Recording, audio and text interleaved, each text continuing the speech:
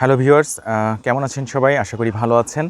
আজকে আমি আমার ছাদ বাগানের ডালিম গাছের ভিডিও আপনাদেরকে দেখাবো এবং ডালিম গাছে কীভাবে ফুল এবং ফল আনতে হবে সেই সম্পর্কিত কিছু টিপস আমি আপনাদের সাথে শেয়ার করব।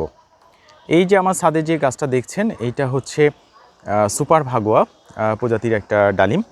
এই যে ডালিম একটা ধরেছেও দেখতে পাচ্ছি, এপাশে এই যে ডালিম ধরেছে। তো এই গাছটা আসলে প্রথমে আমি যখন এনেছি গাছটা কিন্তু অনেক বড় হয়েছে। আচ্ছা, একটা ফুল পড়ে গিয়েছে, দেখুন এই যে পড়ে গিয়েছে। এটা আসলে এরকমভাবে ডালিমে কিন্তু প্রচুর পরিমাণে ফুল আসে, কিন্তু সেই ফুলগুলো কিন্তু ফলে পরিণত হয় না। ডালিমের হচ্ছে ফিমেল ফুল আছে, এটা যেমন আপনার হচ্ছে মেল ফুল। এটা এই যে ঝরে যাচ্ছে, এটা আমি ঝরিয়ে দিলাম, কারণ এটা আসলে ফলে পরিণত হবে না, কারণ এটা হচ্ছে মেল বা পুরুষ ফুল। আমাদেরকে ফলে পরিণত হওয়ার জন্য ফিমেল ফুল দরকার। তো এখন ডালিমের যেটা বিষয়টা হচ্ছে, এই গাছটা আমি যখন নিয়ে এসেছিলাম তখন আসলে এখানে ফুল ফল কিছু আসছিল না। এখানে 3G বা 2G কাটিংটা খুব একটু গুরুত্বপূর্ণ। দেখেন, পরবর্তীতে আমি যখন ডালগুলো কেটে দিয়েছিলাম, এই যে এখানে ডাল কেটে দিয়েছি, এরপরে দেখেন এই পাশ থেকে ঝাঁকড়া হয়েছে, আবার আমি মাথা থেকে কেটে দিয়েছি, আবার বেরোচ্ছে।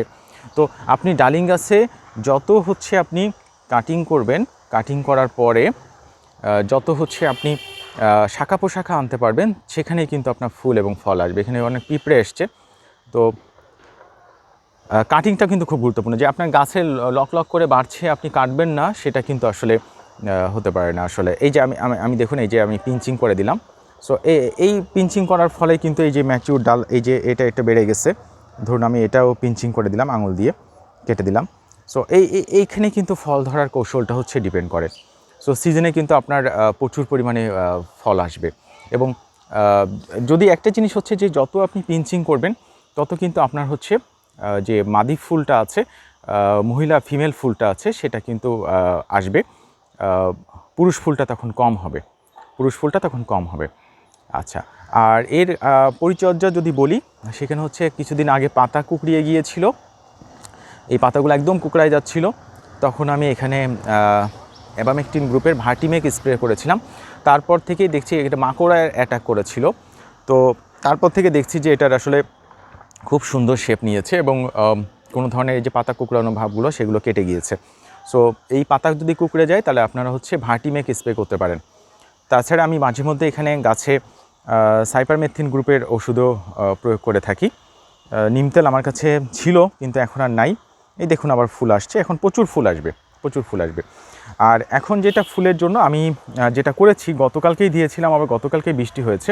এখানে দেখুন গোড়াতে ডিমের খোসা দেওয়া আছে, এটা আমার ওই যে 20 লিটারের যে রঙের কোটা, তার মধ্যে রয়েছে।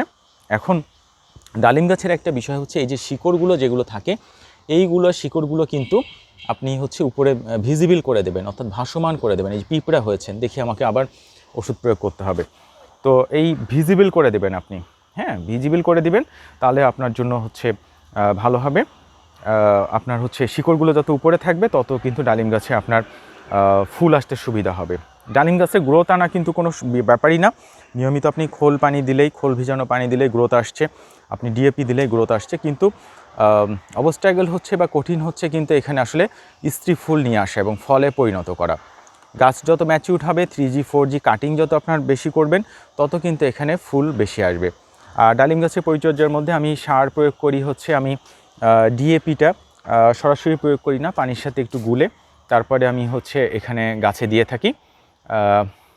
থাকি, গোড়া এই চারি সাইড দিয়ে থাকি।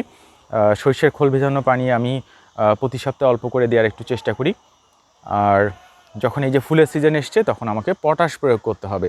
হ্যাঁ, মিউরেট অফ পটাশ, যেটা লাল পটাশ, সেটা আপনি প্রয়োগ করতে পারেন, অথবা আপনি যেটা সাদা পটাশ আছে, পটাশিয়াম সালফেট, সেটাও প্রয়োগ করতে পারেন। মিউরেট অফ পটাশে লবণের পরিমাণটা একটু বেশি থাকে, সো দ্যাট ওইটা আসলে না প্রয়োগ করে পটাশিয়াম সালফেট, যেটা সাদা পটাশ, সেটা ছাদ বাগানে প্রয়োগ করাটাই ভালো বলে আমি মনে করি। তো এটা হচ্ছে সুপার ভাগোয়া আনার গাছ। সো আমি কিছু যত্ন এবং পরিচর্যা সম্পর্কে বললাম। সবসময় চেষ্টা করবেন গাছের হেলথটা নিশ্চিত করার জন্য, শিকড়ের বৃদ্ধিটার জন্য ঠিকমতো হয় সেটার জন্য। আর শিকড়ের বৃদ্ধিটা ঠিকমতো হওয়ার জন্য আমি মাঝে মধ্যে কিন্তু 1 চিমটি পরিমাণ হিউমিক অ্যাসিড যেটা আছে, সেটা কিন্তু গাছের গোড়ায় প্রয়োগ করেছি। হিউমিক অ্যাসিডটা প্রয়োগ করলে কি সুবিধা হয়, সেটা হচ্ছে যে গাছ তার পর্যাপ্ত খাবারটা গ্রহণ করতে পারে। হ্যাঁ, চারি সাইডে হয়তো আপনি সার দিয়েছেন কিন্তু সেই সারটা শিকড় নিতে পারছে না, কিন্তু হিউমিক অ্যাসিডটা প্রয়োগ করলেই কিন্তু আপনি সেই শিকড়গুলো হচ্ছে আপনার গাছ থেকে মানে পর্যাপ্ত খাবার কিন্তু মাটির থেকে নিতে পারবে। হ্যাঁ, আর ডালিমের ক্ষেত্রে স্টিক ফুল আনাটাই বেশি মানে গুরুত্বপূর্ণ, কারণ স্টিক ফুল ছাড়া আপনার এখানে যতই ফুল আসুক না কেন আপনি ফলে পরিণত করতে পারবেন না। আর এই আনার যেটা ডালিম না, এটা আনারই সুপার ভাগো আনারের আসলেই টেস্টটাও ভালো, এটার কালারটাও ভালো। যখন আমি হারভেস্ট করব অবশ্যই ইনশাল্লাহ ভিডিও করে আমি আপনাদেরকে দেখানোর চেষ্টা করব। ধন্যবাদ আমার সাথে থাকার জন্য। আমার চ্যানেলটি সাবস্ক্রাইব করবেন, লাইক দিয়ে উৎসাহিত করবেন। ধন্যবাদ আপনাদেরকে।